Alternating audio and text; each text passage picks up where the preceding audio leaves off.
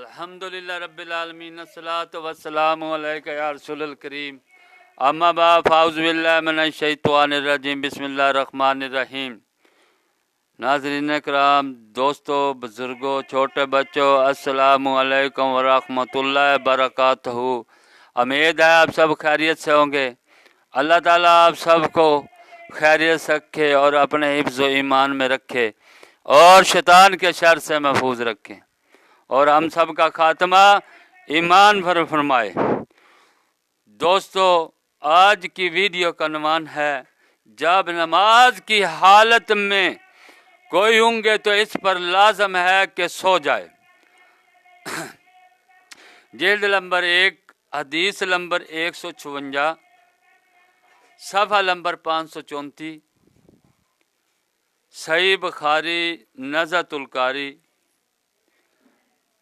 حضرت عیسیٰ رضی اللہ تعالی عنہ سے روایت ہے کہ رسول اللہ صلی اللہ علیہ وآلہ وسلم نے فرمایا، جب نماز کی حالت میں کوئی اونگے تو اس پر لازم ہے کہ سویا رہے یہاں تک کہ نیند کا اثر ختم ہو جائے، اس لیے کہ نیند کی حالت میں نماز پڑھتے ہوئے اسے کیا خبر ہو سکتا ہے کہ استغفار کرنا چاہتا ہو اور اپنے اوپر بد دعا کر دے۔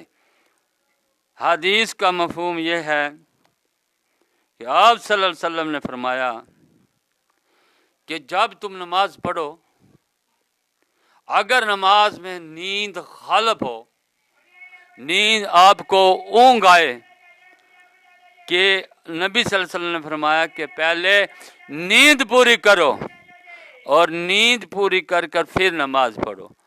اگر ٹائم مختصر ہو، ٹائم ختم ہونا، پھر نہ نیند پوری کرو، پھر نماز پڑھ لو۔ اگر ٹائم باقی ہے، وقت کی نزاکت ہے، تو آپ نیند پوری کر لیں۔ اکثر یہ صبح کے ٹائم ہی ہوتا ہے، تو نیند پوری کر کر اس طرح نہ ہو کہ وہ اپنے دعا کرتا کرتا اپنے اوپر نیند کی حالت میں بد دعا کر لے۔ السلام علیکم ورحمۃ اللہ وبرکاتہ۔